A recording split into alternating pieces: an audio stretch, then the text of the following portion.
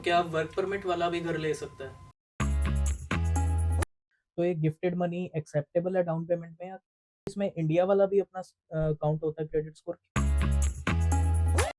जैसे आपने घर खरीदना है, सबसे पहली चीज़ आपको क्या चाहिए? आपको पता होना चाहिए कि आप मॉर्गेज के लिए भी क्वालिफाई होंगे या नहीं।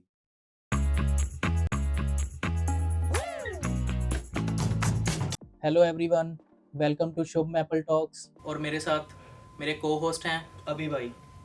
नमस्ते, सत श्री अकाल जी। आज हमारे साथ स्टूडियो में है रमेश भाई। रमेश भाई इंडिया चेन्नई से हैं और ये कनाडा में इस टाइम मॉर्गेज ब्रोकर हैं। जैसे आपने घर खरीदना है, सबसे पहली चीज़ आपको क्या चाहिए? आपको पता होना चाहिए कि आप मॉर्गेज के लिए भी क्वालिफाई होंगे या नहीं। मॉर्गेज एजेंट का क्या-क्या काम होता है एक ब्रोकर का, और मॉर्गेज एजेंट और ब्रोकर में क्या फ़र्क होता है, और घर खरीदने से पहले हमें कितनी डाउन पेमेंट चाहिए। अगर आप भी मॉर्गेज इंडस्ट्री में जाना चाहते हैं तो आपको पहले क्या नॉलेज होनी चाहिए, उसमें जाने के लिए क्या बैरियर्स है, ये सब हम जानेंगे आज रमेश भाई से। बहुत-बहुत वेलकम है रमेश भाई आपका हमारे स्टूडियो में। नाइस। वेलकम। तो रमेश भाई, पॉडकास्ट को स्टार्ट करते हैं। सबसे पहले आप ये बताइए कि आपका बैकग्राउंड क्या है? आपने कहाँ से इंडस्ट्री में शुरुआत की? अब आप पिछले 4 साल से कनाडा में मॉर्गेज ब्रोकर हैं, राइट? यस। ओके। उससे पहले आप क्या करते थे? इंडिया में थोड़ा बैकग्राउंड, थोड़ा सबसे पहले हम ये जानते हैं आपसे। श्योर। मैं इंडिया से शुरू करते हैं। मैं इंडिया से सप्लाई चेन पे हूँ। मैं शुरू से हूँ। मेरा बैकग्राउंड है मैकेनिकल इंजीनियरिंग है। ओके। तो मैं मैकेनिकल इंजीनियरिंग बैकग्राउंड हूँ, सप्लाई चेन का बैकग्राउंड है। तो जब से मैं कनाडा में हूँ, मैं सप्लाई चेन पे ही काम कर रहा था। अभी भी थोड़ा कंसल्टिंग भी करता हूँ, सप्लाई चेन में काम भी करता हूँ। लेकिन 4 साल के पहले मैंने जब मेरा घर खरीदना था, दैट वाज़ योर मैंने first home in Canada? First home in Canada, first time मेरा फर्स्ट होम था। तो जब मैंने एक मॉर्गेज एजेंट से बात किया, फिर वो सब प्रोसेस शुरू किया। फिर मैंने प्रोसेस लर्न करना शुरू किया, पता नहीं किससे क्या पूछना है। मेरा मॉर्गेज एजेंट भी उस टाइम बहुत बिजी था, इतना क्वेश्चंस था मेरा, वो आंसर्स भी नहीं दिया था। और मेरा लॉयर आया था, पता नहीं लॉयर को क्या चाहिए, क्या प्रोसेस है, क्लोजिंग प्रोसेस क्या है, वो कुछ समझ नहीं आया। वो सिर्फ मेरा एजेंट कॉल करेगा, ये डॉक्यूमेंट चाहिए, वो डॉक्यूमेंट चाहिए, वो पूछता रहेगा। मुझे भी पता नहीं था क्या करना है। तो फिर मेरा जब सब कुछ खत्म हुआ, मैं घर पे आ गया। फिर मैंने सोचा मुझे भी, मैं 10 साल से हूँ कनाडा पे। तो मैंने घर लिया तो मुझे इतना मुश्किल हुआ कि घर खरीदने के लिए क्या करना है, इतना प्रोसेस क्या है, वो मुझे पता ही नहीं था। तो मैंने सोचा कोई भी न्यू कमर्स है, कोई भी नया है, फर्स्ट होम लेने वाले हैं, तो उसका इतना मुश्किल होना नहीं चाहिए। तो प्रोसेस शुड बी स्मूथ। तो इसलिए मैंने सोचा अच्छा ठीक है, मैं भी एक मॉर्गेज पे घुस जाऊँगा, तो एजेंट बन जाऊँगा, तो थोड़ा सबको मदद हो जाएगा, किसको भी चाहिए तो मैं बता सकता हूँ, कॉन्फिडेंस से बता सकता हूँ कि ये सिंपल प्रोसेस है, यही चाहिए, इसलिए चाहिए, और नेक्स्ट स्टेप क्या है, टोटल प्रोसेस क्या है, तो बता सकते हैं। तो इसलिए मैंने मॉर्गेज एजेंट का रोल चूज़ किया और अभी मैं मॉर्गेज एजेंट हूँ, सबको मदद करता हूँ। इंटरेस्टिंग। या ओके। तो सबसे पहले शायद ये कंफ्यूजन है अपने कई लोगों को, मॉर्गेज एजेंट की डेफिनेशन क्या होती है? मतलब थोड़ा समझाओ। लोग इसको ऐसे समझते हैं कि किसी चीज़ को गिरवी रखना, तो ये इसकी कनाडा में डेफिनेशन क्या है वो समझाएं थोड़ा सा।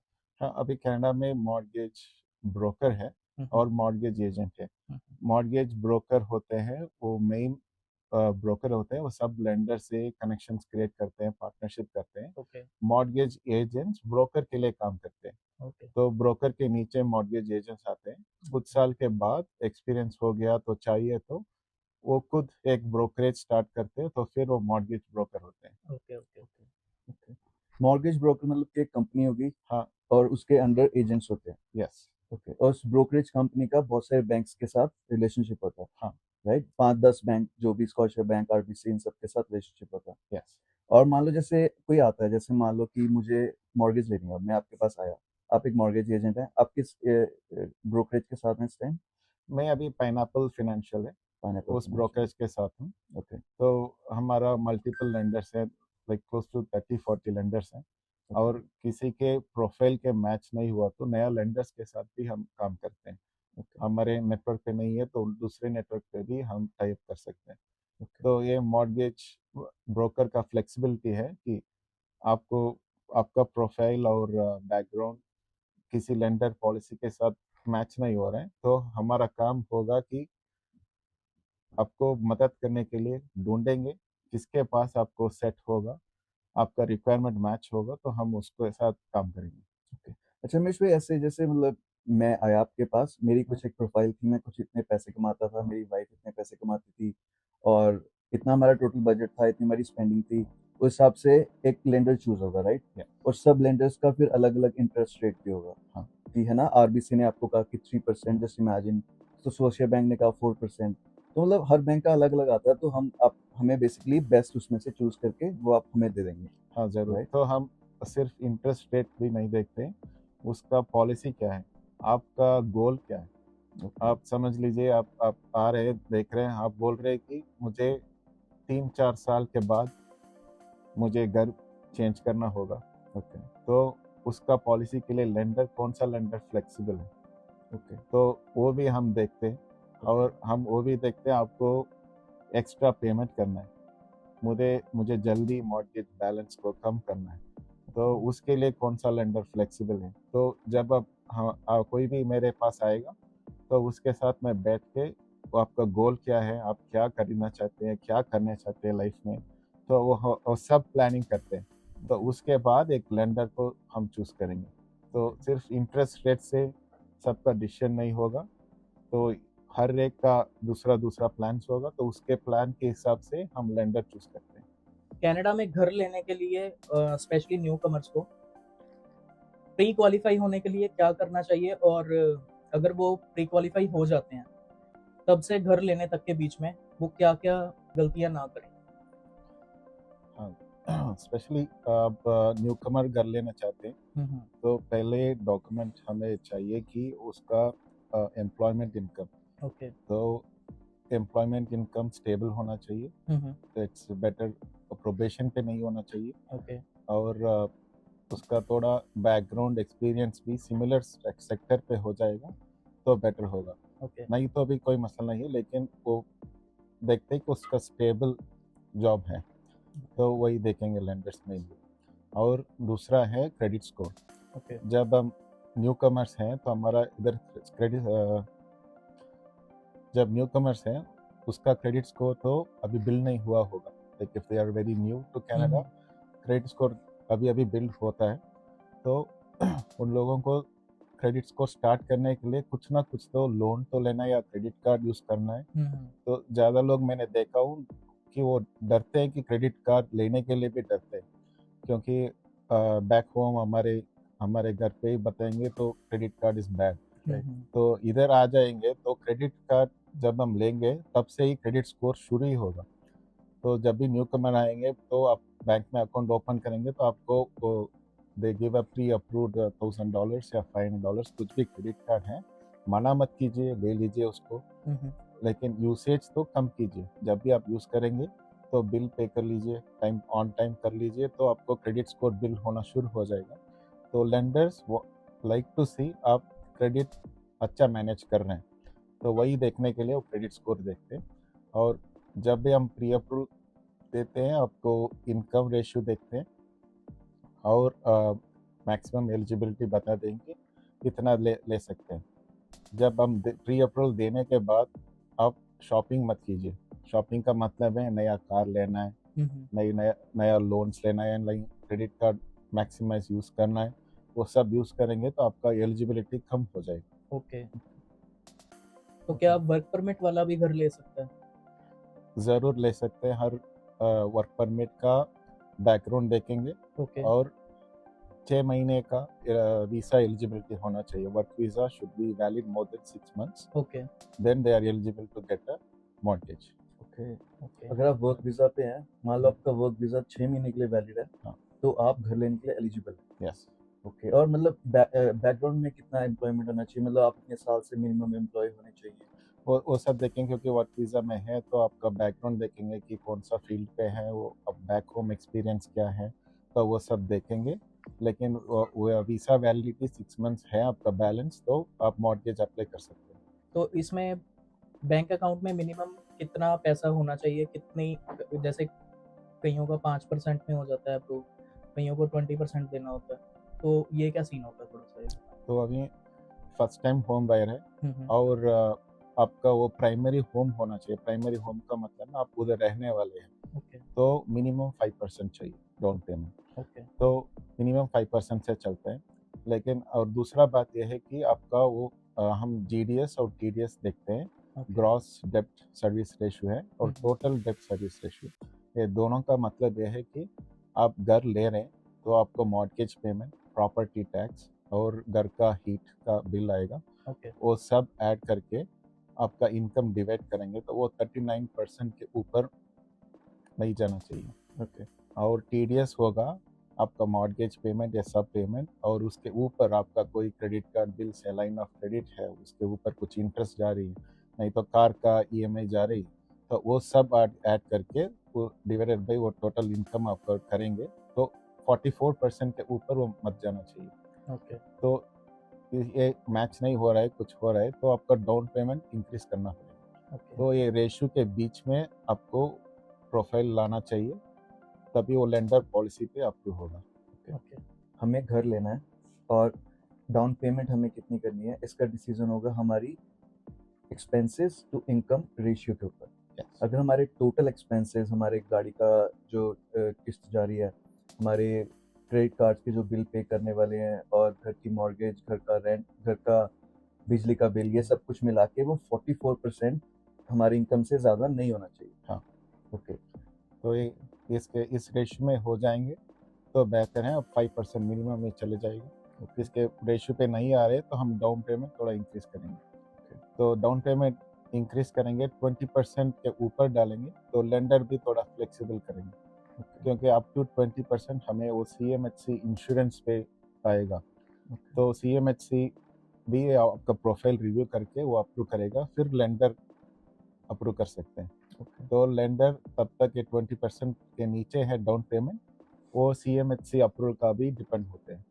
पर ऐसा भी कुछ होता है, अगर आपका पहला घर आप लेने वाले हैं तो वो 5 पे हो सकता है, उसके बाद सेकंड घर लेने के लिए आपको ज़्यादा डाउन पेमेंट करना पड़ेगा। ये पहला घर आप ले लिया है, तो आपने पहला घर ले लिया है, आप दूसरा घर लेना चाहते हैं, तो उसका रीसन यूसेज पूछते हैं कि आप इन्वेस्टमेंट के लिए ले रहे हैं या आप उधर मूव होना है, लाइक न्यू नेबरहुड जा रहे हैं, या मुझे बड़ा घर चाहिए उसके लिए मैं जा रहा हूँ, मैं जाकर उधर रहने वाला हूँ, तो 5% मिनिमम चाहिए। इन्वेस्टमेंट है तो मिनिमम 20% डाउन पेमेंट चाहिए। और मेरे मन में एक और क्वेश्चन है, जैसे कुछ लोग होते हैं, जैसे हम बिजनेसमैन होते हैं, कुछ कुछ एम्प्लॉयड होते हैं। जो एम्प्लॉयड है उनका तो पे स्टब आ रहा है, प्रॉपर सब कुछ रिकॉर्डेड है, सब कुछ हो रहा है ना। एक बिजनेसमैन की इनकम कुछ स्टेबल नहीं होती ना, उसके पास कुछ प्रॉपर पे स्टब्स होते हैं दिखाने के लिए, क्योंकि वो तो इक्विटी अपने बिजनेसमैन में विड्रॉ कर रहा है ना। तो उसके लिए क्या प्रोसीजर होता है बिजनेसमैन को, अगर घर खरीदना है कनाडा में, फर्स्ट टाइम होम बायर है, वो भी आज तक कुछ नहीं लिया है, तो उसके लिए क्या प्रोसीजर होगा? तो अभी बिजनेस इनकम है तो हम देखते हैं 2 साल का आपका टैक्स फाइलिंग को लेते हैं, उस इनकम को एवरेज करते हैं। ओके तो लेंडर हमारे पास ए लेंडर्स है, बी लेंडर्स है। ए लेंडर्स होगा लाइक बेस्ट इंटरेस्ट रेट है, लेकिन आपका पॉलिसी बहुत स्ट्रिक्ट होगा, लाइक आपका बिजनेस इनकम 2 साल के लिए देखते हैं और उसका एवरेज लेते हैं। हमारे पास बी लेंडर्स भी हैं, हम उसके पास जाएंगे तो इंटरेस्ट रेट थोड़ा ज़्यादा होगा, लेकिन थोड़ा फ्लेक्सिबिलिटी होगा। आपका 1 ईयर का बिजनेस इनकम दिखा सकते हैं, like last year tax filing दिखा सकते हैं, और इस साल का प्रोजेक्शन दे सकते हैं कि हमारा बिजनेस इनकम इधर से आ रही है, हमारा इस साल का इतना होगा, तो वो थोड़ा फ्लेक्सिबल है, वो मान लेंगे। तो बिजनेस इनकम का यही तरीका होगा कि हम उसका लास्ट ईयर का और इस साल का प्रोजेक्शन और टैक्स फाइलिंग से ही लेते हैं, क्योंकि वही प्रूफ है कि आपका इनकम इतना आया है। तो ये दोनों तरीके से हम लेते हैं। मेरा क्वेश्चन डाउन पेमेंट से रिलेटेड है। जैसे कई लोग अपने इंडिया से पैसे मंगवा लेते हैं, पेरेंट्स से, फ्रेंड्स से, जो भी है, तो ये गिफ्टेड मनी एक्सेप्टेबल है डाउन पेमेंट में, या क्या सीन है इसका? तो गिफ्ट लेने वाले हैं तो gifted money is acceptable, okay लेकिन उसका एक रूल है कि ओनली ब्लड रिलेशन, लाइक आपके भाई या बहन है, या आपके पापा, या इवन आपके वाइफ है, उसके इन लॉस हैं, या आपके कजिन्स है, कुछ ब्लड रिलेशन के ले सकते हैं गिफ्ट के लिए। तो वो फ्रेंड्स रिटर्न भी करना होगा बाद में? नहीं, आपको एक गिफ्ट लेटर देंगे। ओके। उस गिफ्ट लेटर में आप सब डिटेल्स भरना है और लेंडर अप्रूव करेगा कि it's a good one, we can go ahead. Okay. तो ओके। और सस्कैचुअन में इंटरेस्ट रेट का क्या सीन चल रहा है अभी, लाइट है या, और यहाँ पे मार्केट इतनी स्टेबल क्यों है as compare to Toronto and Vancouver? हाँ, जरूर बात कर लेंगे यार। इंटरेस्ट रेट तो बहुत इंपॉर्टेंट है, सब कर ले लेंगे क्योंकि यार every month it's going to be the interest rate. तो इंटरेस्ट रेट में दो होते हैं, वेरिएबल और फिक्स्ड। ओके। तो वेरिएबल के बारे में बात करेंगे। अभी वेरिएबल अभी बैंक ऑफ कनाडा है। Bank of Canada bank rate fix करते हैं। उस बैंक रेट को लेकर प्राइम रेट बोलते हैं, बैंक प्राइम रेट फिक्स करते हैं। तो हमें वो प्राइम रेट पे वेरिएबल ले रहे हैं तो उस पर डिस्काउंट देते हैं। ईच लाइक हर बैंक का कुछ पॉलिसी होगा, इस महीने में कुछ रेट बदलते हैं, प्रोफाइल के बारे में भी देखते हैं और डिस्काउंट्स ज़्यादा या कम होता है। तो वेरिएबल अभी थोड़ा स्टेबल हुआ है, थोड़ा कम हुआ है क्योंकि हमारा इन्फ्लेशन भी स्टेबल है। बैंक ऑफ कनाडा ने रेट कट अनाउंसमेंट करते हैं। ओके। तो क्वार्टरली होते हैं, वो प्री अनाउंस डेट्स होते हैं, उस पर उन इन्फ्लेशन डेटा देखते हैं, जॉब मार्केट देखते हैं और रेट अनाउंसमेंट करते हैं कि ये स्टेबल है, we are going to keep it stable, और ड्रॉप करते हैं या इंक्रीज भी कर सकते हैं। ओके। लेकिन अभी कनाडा में एम्प्लॉयमेंट और इन्फ्लेशन थोड़ा स्टेबल है और नीचे भी जा रहे जॉब के लिए, तो बैंक ऑफ कनाडा देखकर थोड़ा कम किया है इंटरेस्ट रेट। तो अभी फिक्स्ड और वेरिएबल ऑलमोस्ट सिमिलर है। पहले वेरिएबल इतना ऊपर गया था, अभी नीचे आ गया है। अभी मार्केट तो भी स्टेबल है, इंटरेस्ट भी स्टेबल हो गया। ओके। तो हम वेरिएबल रेट पे कोई भी लेना है तो वो फ्लेक्सिबल है कि बैंक ऑफ कनाडा के प्राइम रेट पे डिपेंड करते हैं। बैंक ऑफ कनाडा इंक्रीज करेंगे तो आपका मंथली पेमेंट इंक्रीज होगा, वो ड्रॉप करेंगे तो वो ड्रॉप होगा। तो अभी थोड़ा रिस्क कम हो गया है वेरिएबल का इंक्रीज होने के लिए क्योंकि हमारा इन्फ्लेशन और जॉब मार्केट सब देखते हैं, तो अभी स्टेबल है। ओके। तो अभी फिक्स्ड रेट देखेंगे तो fixed rate banks Canadian 5 year bond बोलते हैं, ओके। वो बॉन्ड रेट पे डिपेंड होता है। तो हर बैंक को बॉन्ड रेट को देखते हैं, बॉन्ड रेट ऊपर जाएगा नीचे जाएगा, वेट करेंगे, बैंक देखते हैं ट्रेंड कैसे जा रहे हैं, उसके हिसाब से वो फिक्स्ड रेट कम या ऊपर जाएगा। ओके। तो अभी मार्केट सब स्टेबल हुआ है, तो थोड़ा कूल ऑफ हुआ है, तो अभी interest rates are good. Okay. मतलब इंटरेस्ट रेट भी डिपेंड करता है, प्राइम लेंडर का अलग है, सब प्राइम लेंडर का अलग है। हाँ। तो कहीं ना कहीं ये बैंक भी आपस में कम्पीट करते होंगे ना कि हम बेस्ट इंटरेस्ट रेट दें। आरबीसी और हाँ। स्कॉटिया बैंक दोनों मॉर्गेज प्रोवाइड कर रहे हैं, तो उनका भी कंपटीशन चल रहा है कि हम हाँ। कस्टमर को बेस्ट दे ताकि कस्टमर हमसे ले ले, है ना, मॉर्गेज। अभी मॉर्गेज इंटरेस्ट रेट का बोलते हैं, इंटरेस्ट वार होते हैं राइट। कि कौन बेस्ट दे सकते हैं, राइट। वो टाइम टू टाइम बदलते रहे और इंटरेस्ट के साथ में कुछ और बेनिफिट देते हैं, लाइक एवियन पॉइंट्स देते हैं आरबीसी, स्कॉटिया में सीन पॉइंट्स देते हैं या एरोप्लेन पॉइंट्स होते हैं। हर लेंडर कुछ ना कुछ ऐड करते हैं, लेकिन वो डिपेंड होते हैं मार्केट में कितना हॉट चल रही है, कितना फाइट हो रही है मार्केट में, कौन किसको बाई करने के लिए चाहते हैं। क्योंकि स्कॉटिया भी अभी बहुत अग्रेसिव है, आरबीसी भी अग्रेसिव होगा, वो उसका प्लान होता है कि हम इतना मॉर्गेज लेकर आना चाहिए क्योंकि they want to do business, तो income and profit will come from mortgage. क्योंकि मॉर्गेज शुरू करेंगे तो it's like a permanent, will stay with them and then you are going to make payments regularly, and they also have the asset as a safety for you. Right. So घर तो it's- basically उन्हीं का है, हाँ। जब तक हम पूरी पेमेंट नहीं कर हाँ। देते। राइट। रमेश भाई, मेरा एक फ्रेंड है, अभी 6 महीने हुए हैं उसे सास्काटून में आया, और वो जॉब कर रहा है मतलब 6 महीने से। तो उसके पास डाउन पेमेंट है करने के लिए, बट क्रेडिट स्कोर अपना शायद अभी उसका बिल्डअप हो रहा है। और क्या इसमें इंडिया वाला भी अपना काउंट होता है क्रेडिट स्कोर, वो क्या होता है? तो अभी न्यू कमर्स के लिए अभी लास्ट ईयर से हुआ है कि आपका कंट्री से किस कंट्री से आप आ रहे, लाइक इंडिया से आ रहे, आपका उधर क्रेडिट स्कोर बढ़िया है, आपका सिबिल स्कोर बोलते हैं इंडिया पे, ओके। तो सिबिल स्कोर आपका बढ़िया है तो लेंडर्स अभी इधर एक्सेप्ट करने के लिए शुरू किए। ओके। तो अभी इधर बिल्ड हो रहा है क्रेडिट आपका, और आपका इंडिया का क्रेडिट स्कोर बढ़िया है तो इंडिया से सिबिल रिपोर्ट आप दे सकते हैं।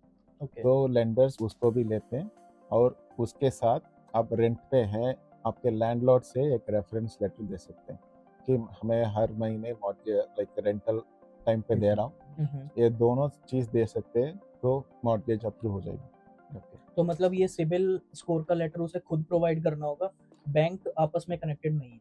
बैंक आपसे पूछेगा, ओके, आप दे सकते हैं, अगर हम कंसेंट दे रहे हैं तो हाँ। वो इंडिया का चेक करेंगे। वो इंडिया का चेक ओके, करेंगे। तो अभी सिबिल रिपोर्ट स्टैंडर्ड है, फ्री ईयरली साल में एक बार आप फ्री डाउनलोड कर सकते हैं, नहीं तो आपके इंडिया बैंक अकाउंट से भी डाउनलोड कर सकते हैं। ओके, और डाउनलोड कर कर हमें भेज देंगे तो हम लेंडर के साथ काम करेंगे और वो अप्रूवल के लिए हो जाएगी। ओके।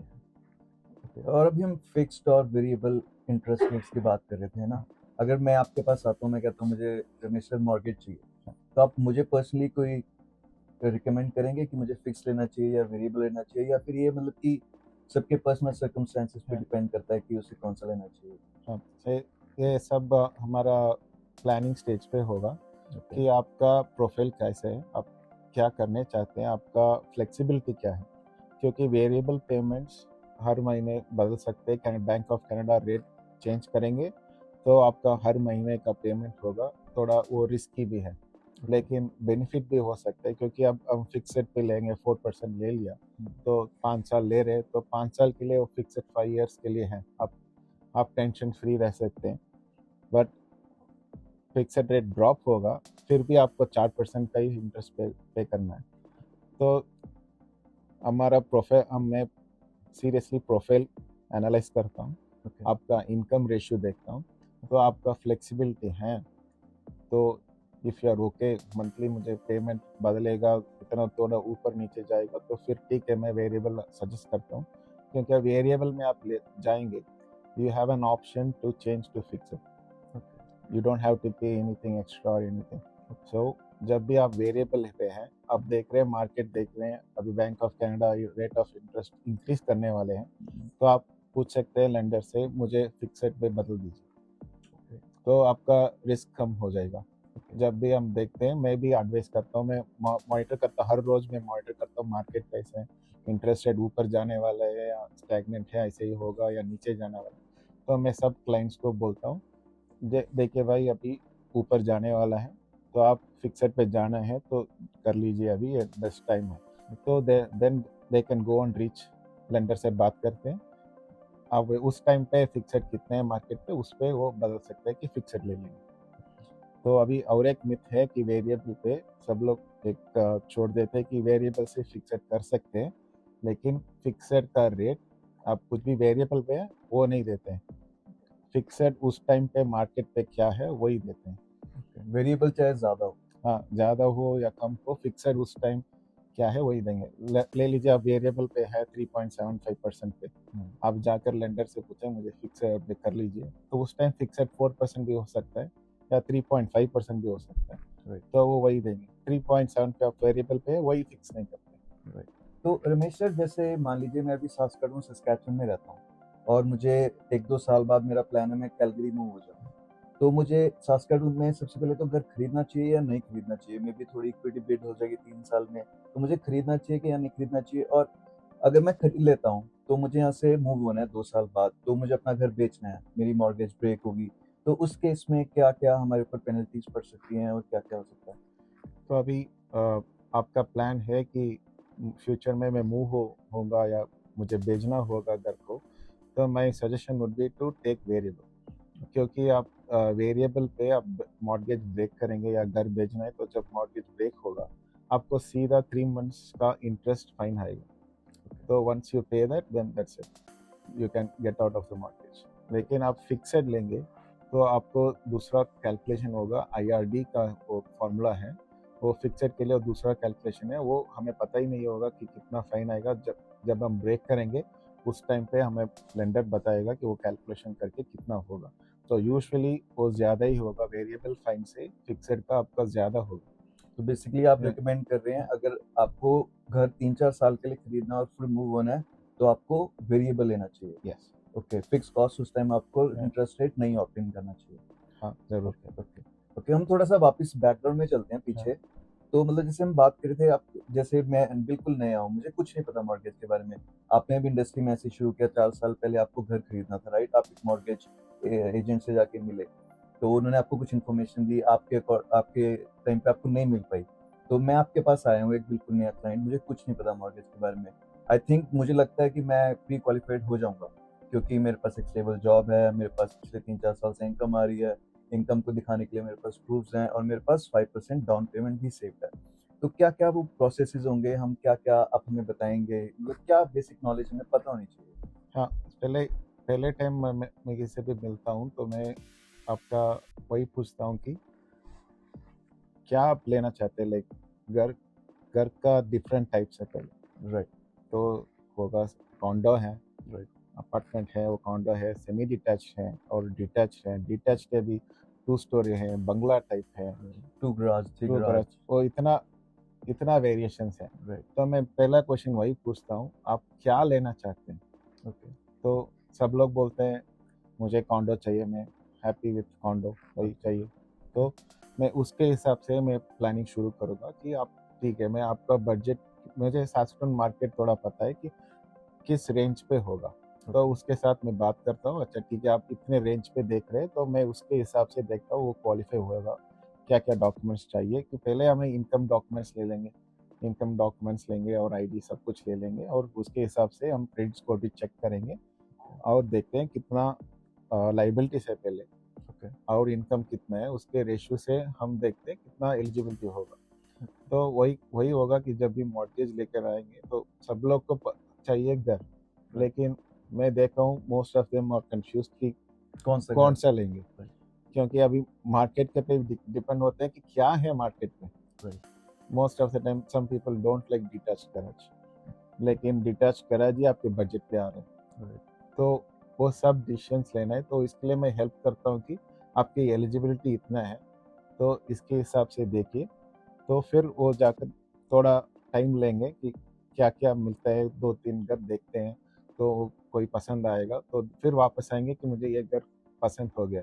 राइट। तो हमें जब वो पसंद हो गया तो वो बोलते हैं ऑफर लेटर, तो एक पहले ऑफर देना है कि हमें ये घर पसंद है, तो वो रियल्टर के साथ काम करेंगे, रियल्टर के साथ काम करके वो ऑफर प्रिपेयर करके सेलर को भेजेंगे। ओके। सेलर ऑफर एक्सेप्ट हो गया तो वो वापस साइन करके भेज देगा, वो हमें दे देंगे, ऑफर लेटर का आ जाएगा।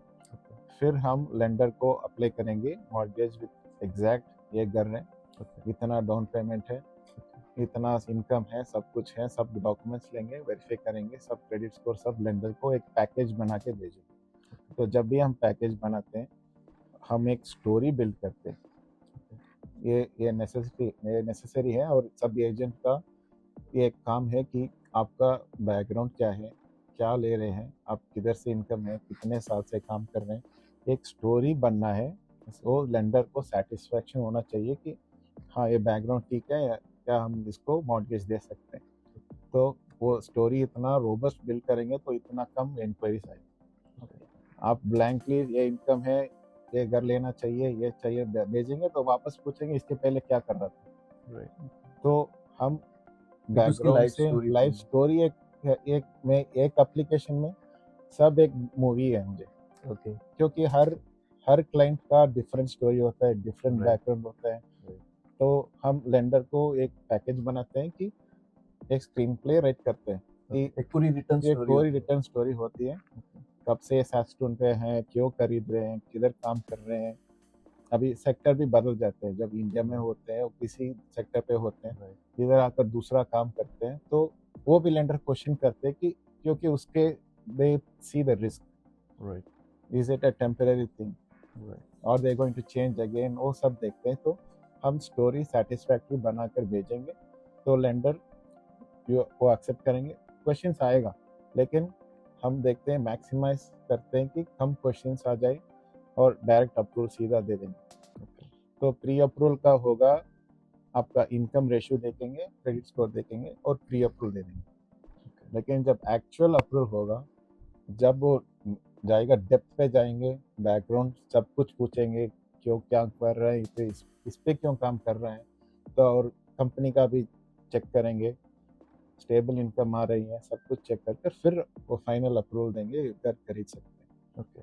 और आप 20% के नीचे डाउन पेमेंट दे रहे हैं तो वो CMHC अप्रूवल के लिए भी जाते, वो घर का भी CMHC चेक करते कि is the house is worth to insure, so then it comes for the final approval.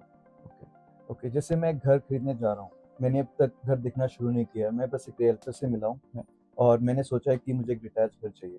तो मेरे अकॉर्डिंग क्या मुझे सबसे पहले प्री अप्रूवल करवा लेना चाहिए ताकि मुझे पता हो पहले से कि मैं कितनी मॉर्गेज के लिए एलिजिबल होऊंगा? Yeah. तो वो मैंने करवा लिया है ना, हम्म। प्री अप्रूवल करवा लिया। तो उसके बाद ऐसा नहीं है ना कि प्री अप्रूवल आ गया तो 100% मॉर्गेज आ जाएगी? नहीं, that's not true, that's right? Not true, okay क्योंकि मैं कई फाइल्स देखा हूँ। अब अप्रूवल हो जाएगा, फिर डाउन पेमेंट का देखेंगे तो डाउन पेमेंट में मिसमैच होगा। तो ज़्यादा लोग बोलेंगे मेरे पास कैश पड़ा है, lenders don't like cash at all. Okay So best way to avoid cash is whenever you're starting to see a house, put it in your account. Okay और 3 मंथ का हिस्ट्री पूछेंगे, ओके तो 3 month के पहले ही deposit हो गया तो then they don't mind it. तो जब से हम ऑफर एक्सेप्ट हुआ है, पीछे जाएंगे 3 महीने का सब बैंक स्टेटमेंट्स पूछेंगे, कुछ भी डिपॉजिट्स मोर देन 1000 और 2000 है, they will raise a question किधर से आए हैं। तो मेरा ज़्यादा क्लाइंट्स हैं, हर रोज़ इंटरेक्ट करते हैं इधर उधर इस कॉन्सेप्ट में, तो हम से इतना काम करते हैं कि लेंडर को सब ट्रैक कर कर मैट्रिक्स बना के बेचते हैं कि ये सब इसके पैसा है, ये पैसा यहाँ से कमाया, हाँ, यहाँ से इनकम आई है, वो सब कुछ एक स्टोरी में तैयार स्टोरी में करके। तैयार करके हम बेचते हैं। तो इसलिए बोलते हैं कि आप जब घर देखना शुरू कर रहे हैं तो आपको डाउन पेमेंट को एक अकाउंट पर रखिए, उसको टच मत कीजिए। Right. वो बहुत इंपॉर्टेंट है, हम उसको शिफ्ट करते रहते हैं तो वो इंक्वायरीज आते रहते हैं कि एक किधर गया, एक किधर से आया, वो सब स्टेटमेंट्स पूछते रहते हैं। तो best way to avoid is, आपको डाउन पेमेंट रेडी हो गया तो उसको एक अकाउंट पर रखिए, तो उसको टच मत कीजिए, छोड़ दीजिए उधर ही। तो मतलब बेसिकली मॉर्गेज एजेंट एक स्टोरी टेलर है, हाँ, उसने एक स्टोरी सुननी है पहले, हाँ, फिर उसको आगे जाके लेंडर्स को नरेट करना है। हाँ। तो उस बेसिस पे लेंडर्स हमें बताएंगे कि आपको अप्रूवल मिलेगा या नहीं, राइट? रमेश भाई, कोई आपकी ऐसी पर्सनल स्टोरी है कि उसकी मॉर्गेज अप्रूव नहीं हो रही थी या कोई भी ऐसी प्रॉब्लम आई से और आपने उसकी हेल्प की? हाँ, मेरा 2-3 क्लाइंट्स था, ओके। तो वो घर का ऑफर दे दिया, उसके बाद मुझे मिला अच्छा। कि उसका अप्रूवल नहीं हो रहा। तो मैंने उसके साथ बैठा और देखा कि क्या हो रहा है उसका। उसका ये प्रॉब्लम हो रहा था, वो पार्ट टाइम पे काम कर रहा था, ओके। फुल टाइम काम नहीं था, तो अप्रूवल नहीं हो रहा था। लेकिन मैंने लेंडर से बात किया कि क्या चाहिए कि इसका अप्रूवल हो जाए, क्या मिसिंग है।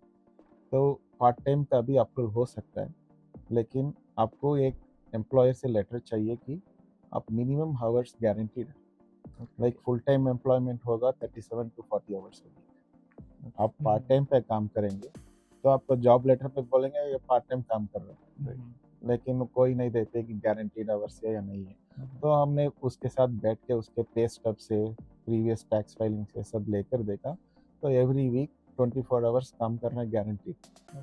तो मैंने बोला आपके एम्प्लॉयर से बात कीजिए, आप वो लेटर पे डाल सकते हैं कि मिनिमम 24 आवर्स काम है इसका हर वीक के लिए।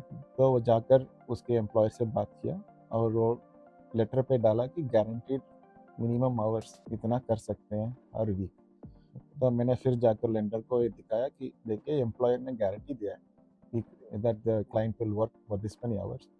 तो लेंडर ने बोला हाँ ये ठीक है, हम इसको लेंगे और इसके हिसाब से इसका इनकम कैलकुलेट करेंगे। ओके। क्योंकि आप एक वीक में 40 आवर्स कर सकते हैं, एक वीक में 24 आवर्स कर सकते हैं, लेकिन वो लेगा मिनिमम 24 आवर्स है, तो मिनिमम 24 आवर्स का पे लेकर मॉर्गेज अप्रूव करके दे दें। ओके। तो ऐसे क्लाइंट्स होंगे कि लास्ट टाइम, लाइक आप बोलते हैं ना कि सोचते हैं कि हमारा अप्रूवल हो जाएगा, मैं तो काम कर रहा हूँ, मेरा तो इनकम है, तो कुछ प्रॉब्लम नहीं है। लेकिन लेंडर के पॉलिसी में ऐसे होते हैं कि आप फुल टाइम एम्प्लॉयमेंट होना चाहिए, ऐसे होना चाहिए, तो अप्रूवल बहुत मुश्किल होता है। लेकिन उसके लिए भी तरीका है कि कैसे अप्रूवल ले सकते हैं। तो इसलिए वही मैं बोलता हूँ प्री अप्रूवल बहुत इम्पोर्टेंट है। जब हम प्री अप्रूवल पे मीट करते हैं तो हम ये सब रिक्वायरमेंट बोलते हैं कि ये लेकर आ जाइए पहले घर देखने के पहले, फिर सबका काम आसान हो जाएगा कि स्मूथ प्रोसेस होगा। घर लेने के लिए रमेश जी, डायरेक्ट बैंक जाएँ या मॉर्गेज एजेंट के पास जाएँ? ये इनमें डिफरेंस क्या होता है? तो हर क्लाइंट का आइडिया डिफरेंट होगा, हुँ, लेकिन मैं डिफरेंस बता देता हूँ। हुँ, हुँ, आपको कार खरीदना है ठीक तो है। आप एक डीलर के पास जाएंगे, हाँ ले जी। लीजिए, आप होंडा जाइए या टोयोटा जाइए, हुँ, हुँ, वो उसके पास क्या मॉडल्स है वही दिखा सकते हैं। हाँ, वैसे ही ये बैंक है, आप बैंक के पास जाएंगे कि उसके पॉलिसी होगा, वही स्टैंडर्ड पॉलिसी होगा, ये they can offer only this much. लेकिन आप एजेंट के पास आएंगे हुँ, हुँ, तो हमारे पास वाइड नेटवर्क है, डिफरेंट लेंडर्स है, डिफरेंट पॉलिसीज है, ओके, तो हम देख सकते हैं कि आपका कौन सा लेंडर सूटेबल होगा, तो हम उसके साथ काम कर सकते हैं। तो ये की डिफरेंस है बैंक और एजेंट का। इन शॉर्ट हम बेसिकली ये कह सकते हैं कि अगर आप एक बैंक के पास गए तो उसके पास वो बैंक के ही प्रोडक्ट्स हैं। हम स्कॉशिया बैंक गए, वो सिर्फ स्कॉशिया बैंक के ही हाँ। प्रोडक्ट्स हमें दिखा सकते हैं। पर अगर हम एजेंट के पास जाते हैं तो आपके पास फाइनेंशियल के अंडर 40 प्लस लेंडर्स हैं, हाँ। जैसे आपने बताया, तो आप उन सब में से किसी को भी चूज कर सकते हैं। हाँ। सो बेसिकली यूज गाड़ियों में बात करें तो आपके पास बहुत सारी गाड़ियां हैं, हाँ। उनके पास एक ही मॉडल की गाड़ी हाँ। है। ओके, सही। सही है। तो वैसे तो मतलब बहुत बंदे डिमोटिवेट भी हो जाते होंगे बैंक में जाके, उन्होंने मना कर दिया अगर, बट नहीं, ये भी हो सकता एक है। होप मॉर्गेज एजेंट ही दे सकता है हाँ। उनको हाँ, कि हाँ, जरूर। क्योंकि बैंक की करवा तो एक सकते ही है कि ओके हाँ, नहीं तो नहीं, है नहीं। ना? पर अगर आपके पास आते हैं तो ऑप्शंस ज़्यादा हैं कि हाँ। ये नहीं तो कोई और अप्रूव कर सकता है। हाँ, क्योंकि मैंने देखा हूँ क्लाइंट्स लाइक फॉरेन इनकम भी होते हैं, ओके, लाइक ज़्यादा क्लाइंट्स लाइक ना मिडिल ईस्ट से काम करते हैं, इधर आ जाते हैं, फिर भी उधर काम करते हैं, ओके, उसका इनकम होगा फॉरेन इनकम कैटेगरी पे होगा, ज़्यादा बैंक्स अप्रूव नहीं करते हैं। ओके, तो हमारे पास आएंगे तो हमारे पास लेंडर्स हैं, वो फॉरेन इनकम भी अप्रूव करते हैं। तो मेरा प्रीवियस क्लाइंट्स है, उसके लिए मैंने अप्रूव लेकर दिया। ओके। सही। रमेश भाई, जैसे कोई अभी रेंट पे रह रहा है और उसे अपना घर लेना है, तो उसके लिए आपकी पर्सनल ऑनेस्ट एडवाइस क्या होगी? क्या ज़रूर है, अभी कोई भी रेंट पे है, हाँ जी, वो घर लेने के लिए सोच रहे हैं, घर फ्यूचर में लेना है, वो सोच रहे हैं कि इधर रहना है ना रहना है, वो डायलेमा पे है। तो ओके, पहले आप सोच लीजिए आप मिनिमम ईयर्स कितने रहने वाले इधर, ओके, तो उसके हिसाब से डिसीजन ले सकते हैं कि कितना बड़ा घर चाहिए। ओके, क्योंकि मैं बोलता हूँ आपका कंफ्यूजन है कि मैं इधर नहीं रहूँगा, तो go with minimum possibility of the house if you want to buy, don't do a big stretch. अब ओके, देखिए ना, आप एलिजिबिलिटी होगा, $1 मिलियन की एलिजिबिलिटी होगा, लेकिन आपका मूव होने का प्लान है, ओके, तो उसको रेंट पे भी नहीं दे सकते, वो बहुत मुश्किल होगा रेंट पे जाने के लिए, यस, और जल्दी भी मार्केट पे सेल करना भी मुश्किल होगा, क्योंकि $1 मिलियन हाउसेस अभी सास्टून पे देखेंगे तो बायर्स आर वेरी लेस। तो आप देख लीजिए, आपका प्लान इधर रहने वाले हैं, तो प्लानिंग कीजिए, आपका डाउन पेमेंट कितना होना चाहिए और कितना बड़ा घर चाहिए, आपका लाइफ इधर ही सेटल होने वाले है, तो then you can go full fledge max eligibility जा सकते हैं। ओके, नहीं तो आप मूव होने वाले हैं, तो then we can work out based on if you want to go for a smaller house, like first time home buyer हैं आप, तो पहले होम जाएंगे तो एक्सपेंसेस आपको पता नहीं होगा कितना है, आप सीधा कैलकुलेट करेंगे, अच्छा ठीक है मैं अभी 2000 रेंट पे दे रहा हूँ, 2000 मॉर्गेज पे होगा, तो फायदा होगा, इधर वो मैं जाकर घर ले लूँगा। लेकिन आप घर लेने के बाद देखेंगे कि आपका प्रॉपर्टी टैक्स है, राइट, वाटर बिल आएगा, सब सेपरेट है, तो एड ऑन होगा कि आपको 2500 2600 घर के लिए ही देना पड़ेगा। तो आप जब प्लानिंग कर रहे हैं तो वो एक्स्ट्रा एक्सपेंसेस भी ऐड कर कीजिए। Right, right, right. और जैसे रमेश भाई, हम पहले बात कर रहे थे, पॉडकास्ट शुरू होने से पहले हम आपस में बात कर रहे थे, तो आप बता रहे थे जैसे आपके क्लाइंट थे, उन्होंने एक घर लिया हुआ था ऑलरेडी और उन्हें एक बड़ा घर चाहिए था किसी और एरिया में, किसी और कम्युनिटी में, है ना? पर उनका वो घर बिक नहीं रहा था, उन्होंने काफ़ी टाइम 1 साल तक मार्केट में लगा कर रखा, पर वो बिक नहीं रहा था। तो उस सिचुएशन में क्या हुआ कि कैसे हो सकता है? हाँ, मैं उससे हाँ, वो क्लाइंट आया था मेरे पास, वो बोल रहा था उसको एक घर पसंद था, लेकिन उसका आज वो रहने वाला उसका प्रीवियस होम है, वो मार्केट पे डाला है सेल पे, लेकिन वो लिस्टिंग पे ही था, लेकिन सेल नहीं हुआ। तो वो मेरे पास आया था, वो बोला दूसरा घर मुझे पसंद है, लेकिन वो हेजिटेट कर रहा था, मैं ऑफर कर रहा हूँ, मतलब मेरा लाइबिलिटीज अभी भी है, उस घर पे मॉर्गेज चल रहा है, तो मेरा एलिजिबिलिटी भी होगा नहीं होगा मुझे पता नहीं है, लेकिन वो घर को भी मिस करना मुझे पसंद नहीं है।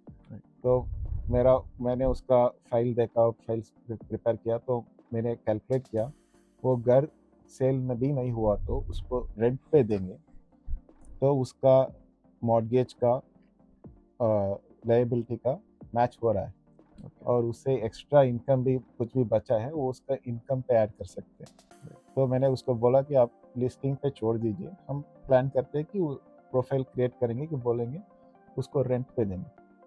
तो वो रेंट के लिए होगा एक रेंट मार्केट असेसमेंट होगा, एक थर्ड पार्टी आएगा और वो बोलेगा ये प्रॉपर्टी के लिए इतना रेंट पे जाते हैं, वो लेकर हम लेंडर उसके साथ आपका फाइल पे भेज देंगे। तो वो उसके हिसाब से कैलकुलेट करेंगे कि अच्छा ठीक है रेंट पे जाएगा, तो देन उसका मॉर्गेज लायबिलिटी उसके हिसाब से वो खत्म हो जाएगी। तो अभी आपका इनकम फ्री हो जाएगा, आपका कुछ भी सैलरी इनकम है वो टोटली फ्री है। तो उसके हिसाब से वो न्यू कैलकुलेशन हो गया और उसने वो नया घर भी ले लिया। तो अभी वो पहले नहीं सोचा कि वो घर रखेंगे, अभी वो सोच रहा है कि वो मेरा इनकम प्रॉपर्टी हो गया, इन्वेस्टमेंट ऐसा हो गया है, तो मैं फ्यूचर के लिए भी रख लेंगा। तो it's kind of he got benefited out of not. Ramesh भाई, जैसे हमने सास्केटून सस्कैचुअन में घर खरीद लिया, तो हम सबकी जो भी एक होम बायर उसकी कुछ एक्सपेक्टेशंस होती हैं, राइट?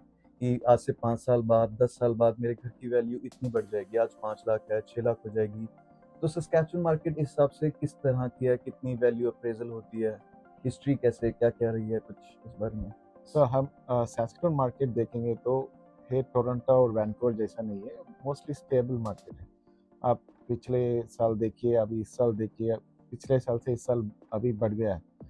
मैं पर्सनल एक्सपीरियंस से बता सकता हूँ कि मैं 2018 पे घर देख रहा था, 2016 पे भी घर देख रहा था, तो 400,000 पे मुझे एक डिटैच हाउस मिल रहा था 2018 पे। अभी मैं देखूंगा तो सेमी डिटैच आ रहा है 500,000 पे, क्लोज टू 500,000 अभी सेमी डिटैच मिल रहा है। तो अभी देखेंगे तो प्रॉपर्टी का वैल्यू इंक्रीसिव हो रहा है, लेकिन 10 साल के बाद क्या होगा मुझे पता नहीं, लेकिन मैं अगले 5 साल के लिए देखूंगा तो सैस्केटून का पॉपुलेशन बढ़ रहा है, हर साल बढ़ रहा है, स्टेबली इंक्रीजिंग। तो सबके लिए घर चाहिए चाहिए, लेकिन कंस्ट्रक्शन इतना फास्ट नहीं हो रहा है कि हमको वो मैच करने के लिए हमारा पॉपुलेशन ग्रोथ के लिए। तो इसलिए नेक्स्ट 5 इयर्स के लिए आप देखेंगे तो डिमांड तो है, तो उसके हिसाब से market will move. But if we keep waiting on the sidelines thinking नीचे जाएगा तो हम खरीद लेंगे, तो we will be losing out. Because आप देखेंगे तो हमारा मार्केट ऊपर जाएगा तो जल्दी जाएगा, जब नीचे जाएगा तो थोड़ा ही डिप होगा और फिर ऊपर जा रहा है और थोड़ी देर के लिए स्टेबल हो रहा है। तो मार्केट हिस्ट्री हमें बता रहा है कि आप साइडलाइन पर वेट करेंगे तो we are losing out more than buying now and waiting for it to increase. तो और दूसरा बात भी ये भी है कि हम एक घर खरीद लेंगे तो हम हर महीने पे तो कर रहे, तो वो इक्विटी बिल्ड होगा। तो आपको घर का ओनरशिप है आपका, आप 5% डाउन पे जा रहे हैं, तो आप थोड़ी देर में देखेंगे तो आपका इक्विटी बिल्ड हो रहा है, तो you have more value out of the house rather than waiting to see कब मार्केट ऊपर होगा। तो it's better if you are going to seriously going to see that buy a house, then don't wait for it to drop. Right. So that's what I would advise is don't wait too long. And it's not everyone can get on the right time, so it's up to us to decide Whenever is the time is whenever the is right the right time. Okay okay. और जैसे आजकल बहुत लोग Toronto, Calgary से सास्केटून की side move हो रहे हैं, राइट? Yeah. बहुत सारी पॉपुलेशन हम देख रहे हैं, कैलगरी, टोरंटो, बड़े-बड़े शहरों से सास्केटून आ रही है, क्योंकि सास्केटून भी कहीं न कहीं ग्रो हो रहा है। तो उनके लिए क्या मेजर डिफरेंसेस यहाँ पर देखने को मिलते हैं घर की प्राइसेस में, मार्केट रेंट्स में? वो क्या एक्सपेक्ट कर सकते हैं? मतलब टोरंटो में तो ये देखने को मिलता है कि घर की वैल्यू बहुत बढ़ गई, बहुत गिर गई, मार्केट बहुत अनस्टेबल सा कुछ रहता है वहाँ पे। वो सस्कैचुअन आके क्या एक्सपेक्ट कर सकते हैं? तो मैं भी टोरंटो से आया हूँ पहले, ओके, तो मेरा भी एक्सपीरियंस है कि मैं जब टोरंटो पे था घर का वैल्यू उतना नहीं था एक्चुअली।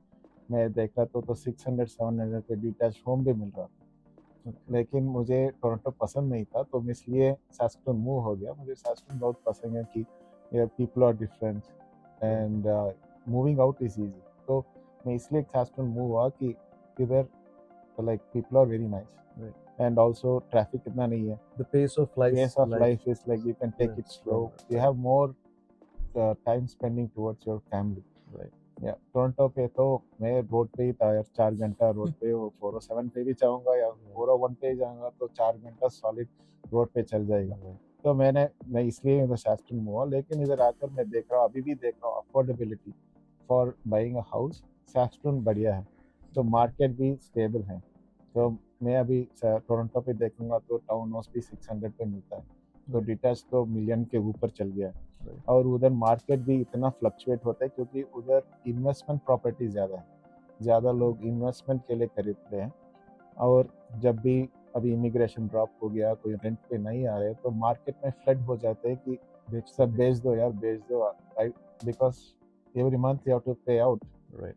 लेकिन आपके पास कोई रेंटर्स नहीं है तो कोई doesn't make them sense, so they try to dispose the property immediately. तो इसलिए वो मार्केट ऊपर नीचे सडनली ड्रॉप होगा। लेकिन सैस्टून में आप देखेंगे तो बायर्स और मोस्टली वो अब प्राइमरी रेजिडेंट्स है, Right. तो इसलिए मार्केट भी स्टेबल है और फ्यूचर भी बढ़िया लग रहा है सैस्टून का। तो रमेश भाई, आप पहले भी पॉडकास्ट से पहले बता रहे थे जैसे आप किसी नॉन प्रॉफिट ऑर्गेनाइजेशन के साथ भी जुड़े हुए हैं। अगर कोई न्यू कमर्स कनाडा में आए हैं अभी रिसेंटली, तो आप उनकी रेज्यूमे बनाने में, जॉब ढूंढने में भी हेल्प कर सकते हैं। थोड़ा उस बारे में बताएं, हम क्या क्या सर्विसेज कर सकते हैं। हाँ ज़रूर। तो मैं तमिल संगम है सैस्टून पे, हम मेरे दोस्त के साथ हमने शुरू किए थे। तो हमारा मेन मोटिव था कि हमारे बच्चों और नेक्स्ट जनरेशन के लिए हमारा मेन लैंग्वेज है तमिल, तमिल को कैसे उसको भी सिखाएं। तो हमने वो लास्ट ईयर से अभी एक वीकेंड लैंग्वेज प्रोग्राम स्कूल पे शुरू किया है कि हम वीकेंड पे बच्चों को सिखाएं। हमारा हमारा रूट्स है, हमारा language is like we can not leave it. तो और अब देखेंगे तो मेरे बच्चे दादा दादी के साथ बात करेंगे तो बहुत मुश्किल हो रहा है कि हम बीच में बैठ के ट्रांसलेट करना पड़ रहा है कि क्योंकि उसको भी इंग्लिश पता भी, तो इसके क्या बोलते हैं कि उसका फ्लुएंसी में डिफरेंट और एक्सेंट भी डिफरेंट है, तो उसको समझ नहीं आ रहा है, तो बहुत मुश्किल हो रहा है, बॉन्डिंग बहुत कम हो रही। तो इसलिए हमने सोचा कि हम बच्चों को छोटे जब बच्चे छोटे हैं वो ईज़िली लैंग्वेज लर्न कर सकते हैं। तो हमने वीकेंड पे ये कर रहे हैं, हमारा तमिल संगम के थ्रू से हम एक स्कूल पे रेंट करके हर वीकेंड पे 30 to 40 किड्स आ रहे हैं हर वीक पे, तो we are teaching them Tamil to keep the roots back. Right. और मैं पहले से ही मेरा सर्विस मोटिव है कि हर किसी को मेरे द्वारा से कुछ मदद हो रहा है तो आई विल बी हैप्पी। तो मैं पहले से ही कोई भी न्यू कमर है, किसी को जॉब ढूंढ रहे हैं, किसी को मदद चाहिए, तो I openly ask them to send their resume. तो कैनेडियन फॉर्मेट पे करता हूँ और उसको और हेल्प चाहिए तो मैं उसके साथ बात करता हूँ। कुछ भी इंटरव्यू मिला है, इंटरव्यू के पहले एक प्री रन इंटरव्यू भी करता हूँ कि प्री मेड क्वेश्चन है मेरे पास, उसके हिसाब से थोड़ा रन कर दूंगा। तो लाइक इन पर्सन और वीडियो इंटरव्यू कुछ भी है, मदद करना है न्यू कमर्स के लिए चाहिए तो मैं वो भी करता हूँ, so that they get out of that new feeling, like they will get comfortable what is expected in interview, कैसे बात करना है वो एडवाइस भी देता हूँ, तो वो ट्रेन कर देता हूँ। तो if they get a job through that their life will be like settle. Like हम सब लोग न्यू कमर्स इधर इसलिए आ रहे हैं कि कुछ नया लाइफ बना देंगे, तो उसका बैकबोन होगा फैमिली में एक बंदा का एक जॉब हो जाएगा, एक इनकम हो जाएगा, तो आपका बहुत हेल्प हो जाते हैं। और ज़्यादा लोग न्यू कमर्स आते हैं क्योंकि अब बैक होम में इतना लोन्स होगा, तो वो सब इतना लाइबिलिटीज और रेस्पॉन्सिबिलिटीज, पीछे हमारे पापा मामा भी हम पे डिपेंड हो सकते हैं। तो कुछ भी हेल्प कर सकता हूँ मैं, तो I am happy to do it. और रमेश सर का फ़ोन नंबर और इंस्टाग्राम आईडी हमने स्क्रीन पर मेंशन किया है और वीडियो की डिस्क्रिप्शन में भी है। अगर आपको किसी भी टाइप की मॉर्गेज हेल्प चाहिए, कोई भी आपका क्वेश्चन भी है इवन रिलेटेड कि हाँ, आप अगले 6 महीने में या 1 साल में घर लेने की सोच रहे हैं, तो रमेश भाई आपको प्रॉपर्ली गाइड कर सकते हैं कि आप इस तरह से अपनी प्लानिंग स्टार्ट कीजिए, इस तरह से आप पैसे सेव कीजिए, इस तरह से आपके अकाउंट में इतना बैलेंस होना चाहिए। आपका कुछ भी क्वेश्चन है, तो रमेश सर से ज़रूर एक बारी बात कीजिए, बिल्कुल फ्री ऑफ कॉस्ट ये आपको एडवाइस देंगे और you can go from there. Ramesh anna, thank you so much Shubh maple talks join करने के लिए, इतनी इन्फॉर्मेशन हमें देने के लिए। मुझे तो बिल्कुल भी नहीं पता था मॉर्गेज के बारे में एंड बहुत नॉलेजेबल लगा आज का पॉडकास्ट, तो बहुत बहुत थैंक यू आपका। बहुत बहुत थैंक यू रमेश सर, आप आए यहाँ पर, हमें अपना टाइम दिया। अब हमें भी अगर घर खरीदना है, हमें पता है क्या करना है, किसके पास जाना है। सो वणक्कम अंडरी रमेश अन्ना जी, थैंक यू वेरी मच आपका।